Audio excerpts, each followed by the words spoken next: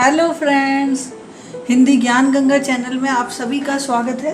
कल हमने सर्वनाम की परिभाषा के बारे में पढ़ा था। आज उसके आगे सर्वनाम के भेद के बारे में चर्चा करेंगे। सर्वनाम के 6 भेद हैं: पुरुषवाचक, पर्सनल प्रोनाउन, निश्चयवाचक, डेमोन्स्ट्रेटिव प्रोनाउन, अनिश्चयवाचक सर्वनाम, इंडेफिनिट प्रोनाउंस, संबंधवाचक सर्वनाम, रिलेटिव प्रोनाउन, प्रश्नवाचक सर्वनाम, इंट्रोगेटिव प्रोनाउन, और 6 नंबर है निजवाचक सर्वनाम, रिफ्लेक्स प्रोनाउन।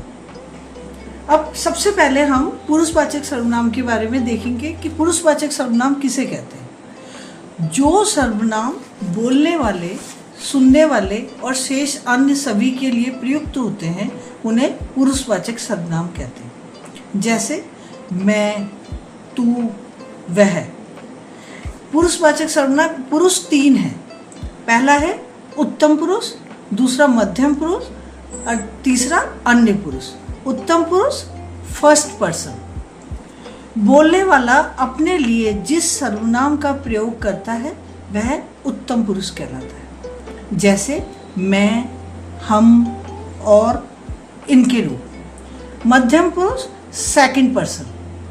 बोलने वाला सुनने वाले के लिए जिस सर्वनाम का प्रयोग करता है वह मध्यम पुरुष कहलाता है। जैसे तू, तुम और इनके रूप। अन्य पुरुष थर्ड पर्सन। बोलने वाला अन्य लोगों के लिए जिस सर्वनाम का प्रयोग करता है उसे अन्य पुरुष कहते हैं। जैसे यह, ये, वह, वे और इनके रूप।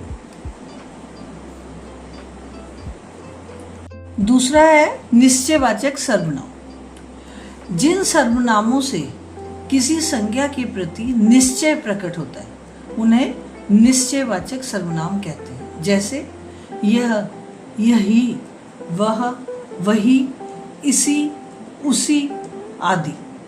अब तीसरा है अनिश्चयवाचक सर्वनाम। जिस सर्वनाम से किसी निश्चित व्यक्ति, वस्तु की ओर संकेत ना हो उसे अनिश्चयवाचक सर्वनाम कहते हैं। जैसे कोई, कुछ, किसने आदि।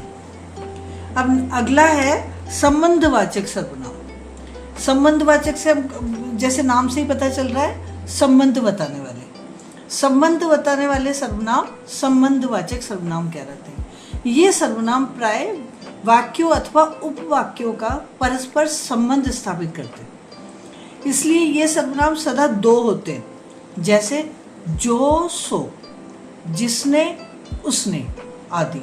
इसका एक एग्जाम्पल, उदाहरण, जैसे जो कर्म करेगा वह उसका फल भोगेगा। 5वां है प्रश्नवाचक सर्वनाम। प्रश्नवाचक से पता चल गया कि प्रश्न करने के लिए जिस सर्वनाम का प्रयोग किया जाए उसे प्रश्नवाचक सर्वनाम कहते हैं। जैसे कौन, क्या और इनके रूप। 6 है निजवाचक सर्वनाम। जिस सर्वनाम से अपनेपन, अपने आप का बोध हो उसे निजवाचक सर्वनाम कहते हैं। जैसे आप, अपने आप, स्वयं, खुद। इसके एग्जाम्पल के लिए, उदाहरण के लिए देखेंगे। पहला है मैंने ये काम आप ही किया है। दूसरा है वह स्वयं ही चली जाएगी। ये सब हो गए सर्वनाम के भेद। आशा है आपको ये भेद समझ में आ चुका होगा। कल हम क्रिया के बारे में चर्चा करेंगे। धन्यवाद।